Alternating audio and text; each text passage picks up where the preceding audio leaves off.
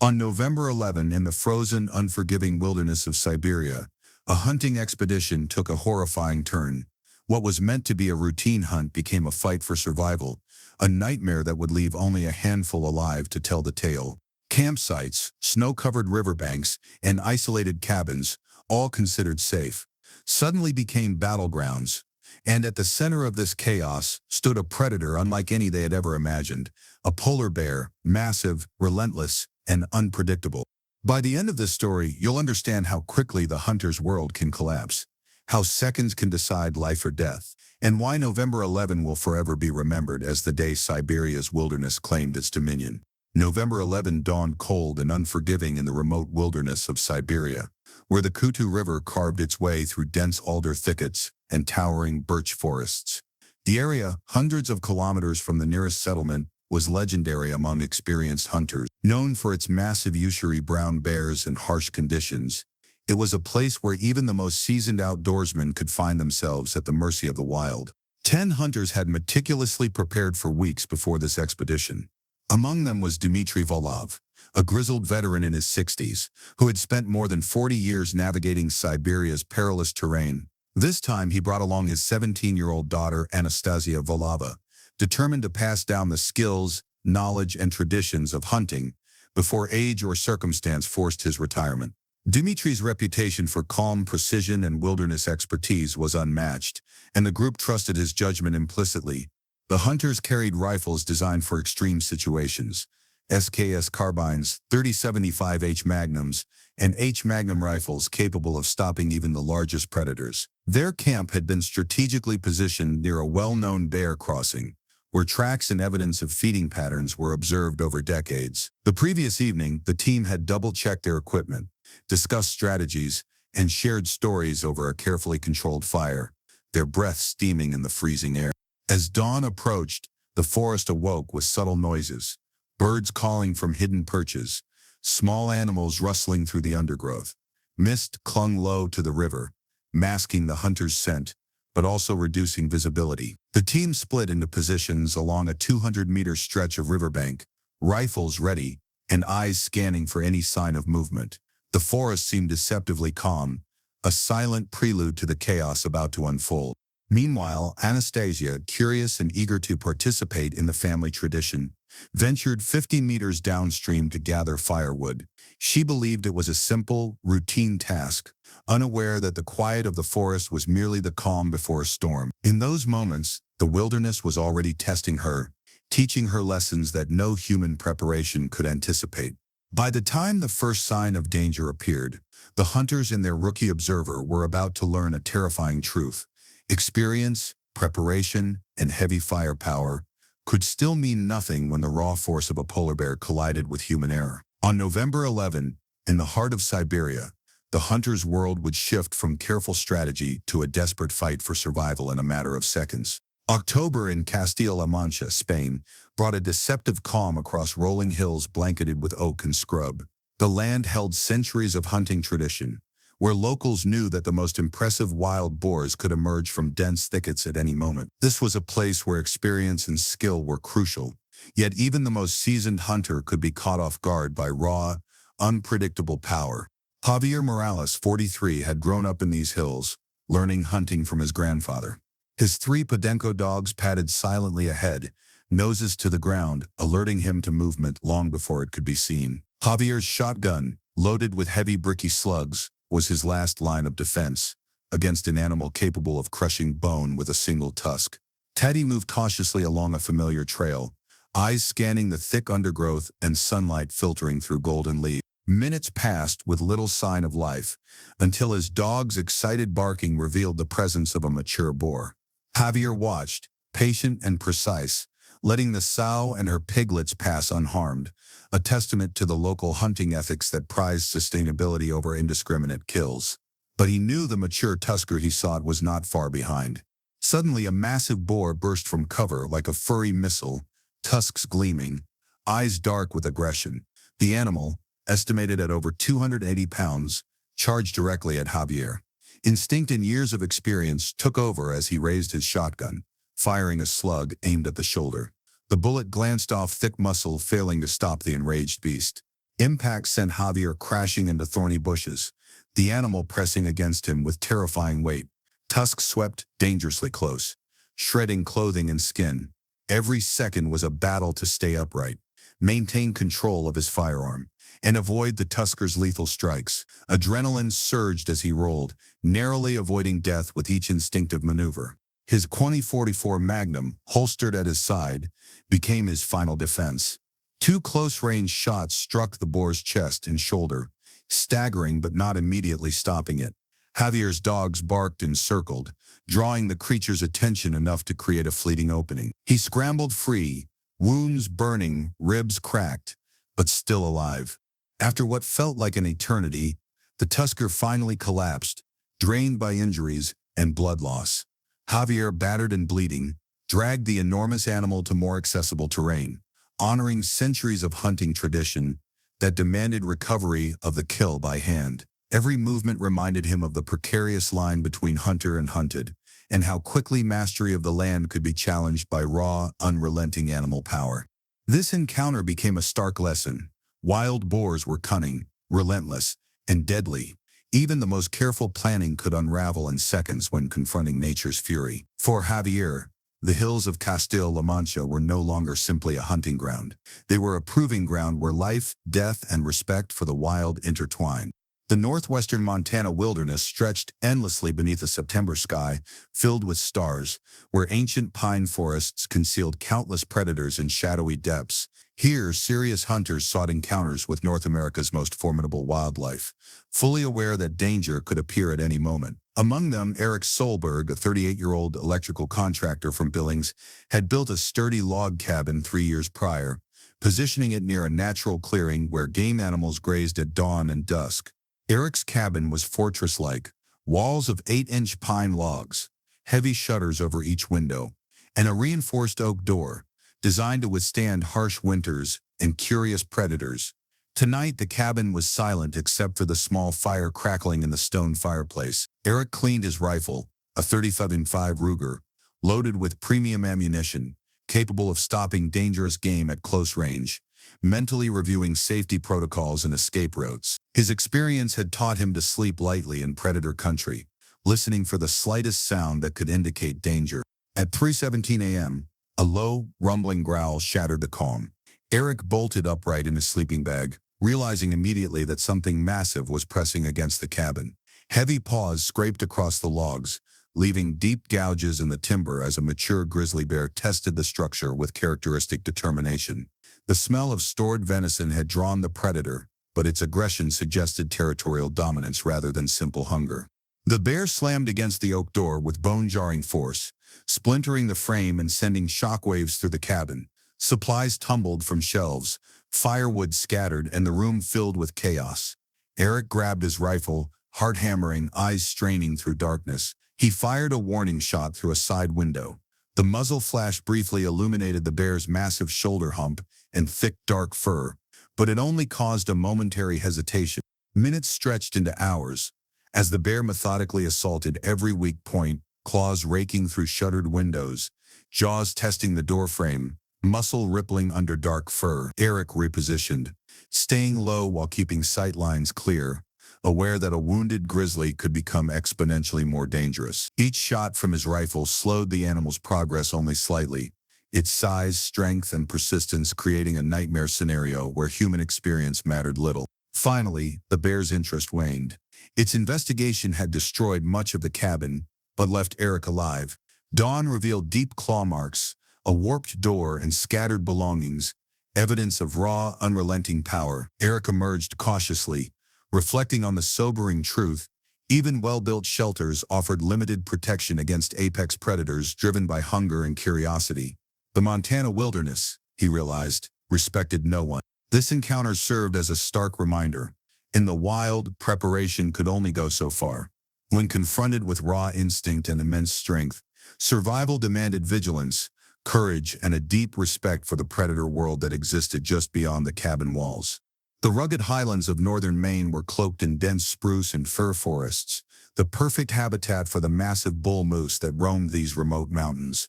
In July 2017, Liam Parker, a 41-year-old forest ranger from Bangor, had been tracking a mature bull for 3 days, following fresh signs along ancient game trails and boggy clearings.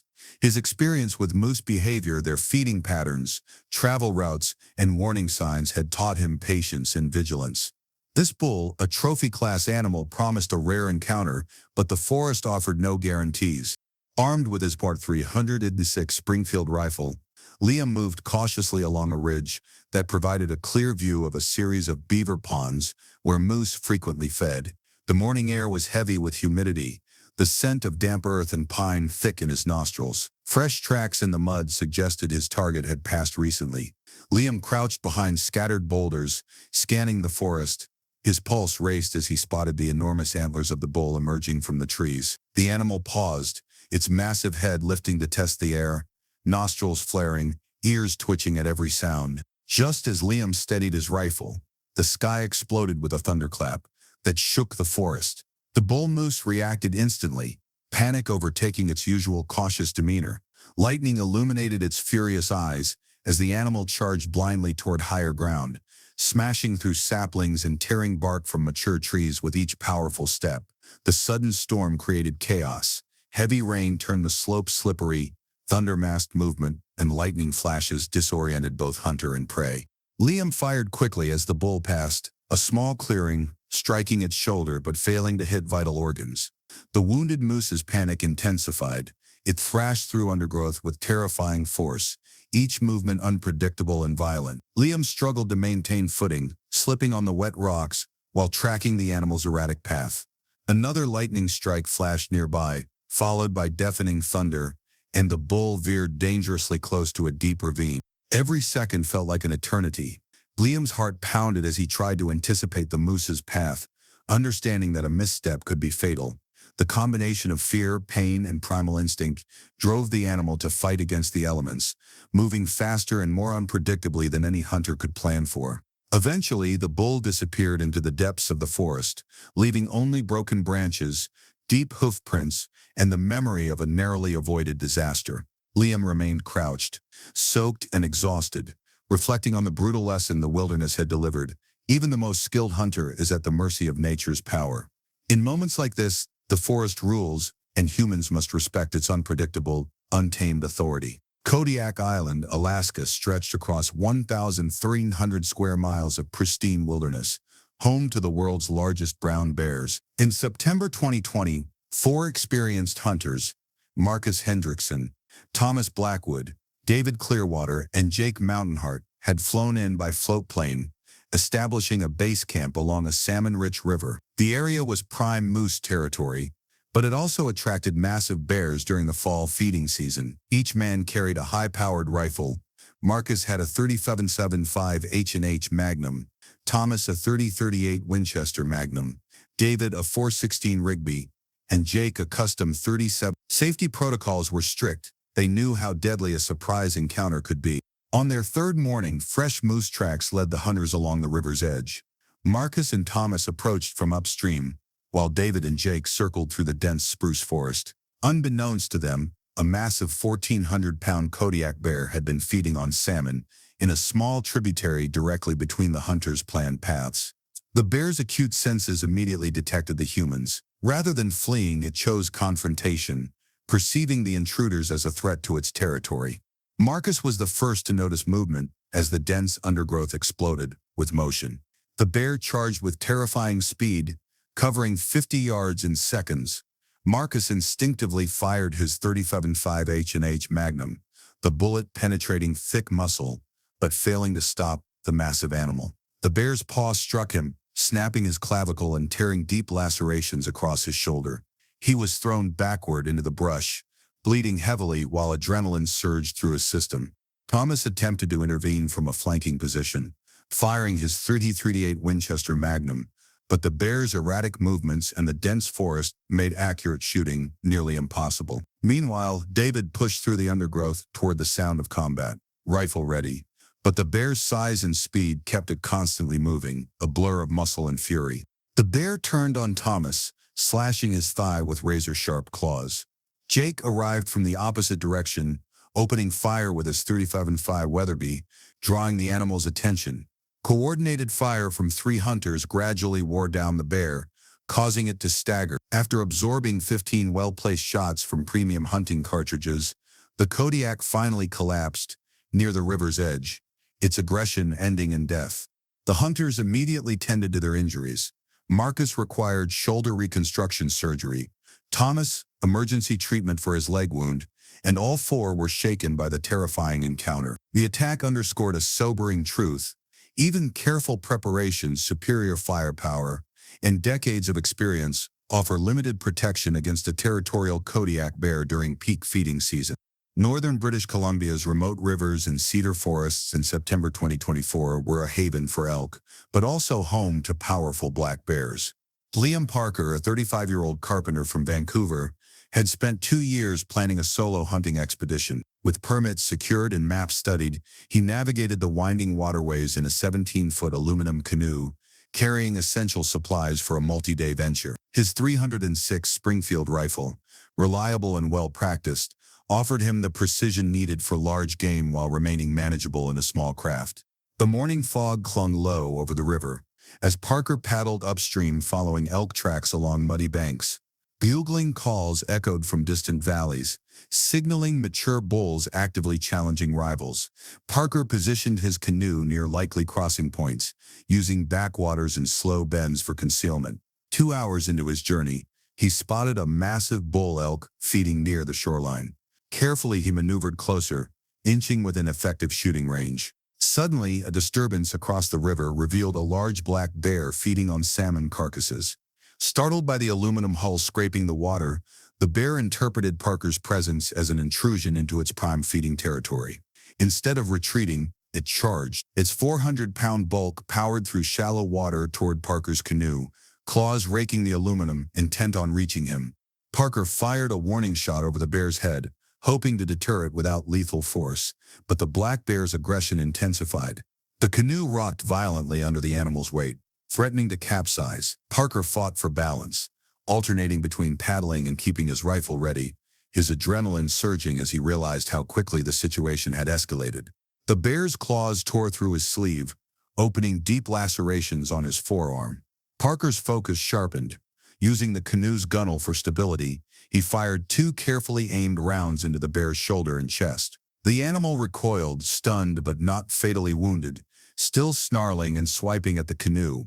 Water poured in from multiple punctures as Parker desperately bailed while keeping the rifle trained, every movement a matter of life and death. Eventually, the bear withdrew, lumbering back toward the far bank. Parker's forearm bled heavily, his hands trembled, and the canoe remained barely afloat. Once safely ashore, he patched the hull with duct tape and treated his wounds. The encounter left him shaken, a stark reminder of how routine hunting expeditions could instantly become life-threatening emergencies. Parker gained profound respect for black bears, their territorial instincts, swimming ability, and sheer power, realizing that vigilance, preparation, and quick thinking were essential for survival in the wild. November in Svalbard is a time when daylight is scarce, and the icy Arctic landscape feels both beautiful and unforgiving. On November 11, 2023, Sophia Muller, an experienced wildlife researcher, had set out on a solo expedition near the frozen fjords to document polar bear behavior. Equipped with a thermal camera, GPS, and a reinforced snowmobile, she was confident in her preparation. Yet the Arctic is a place where even the most meticulous planning can be rendered useless by the raw unpredictability of nature. Sophia had parked her snowmobile near a ridge overlooking a frozen bay, scanning for tracks that might indicate a polar bear's recent passage.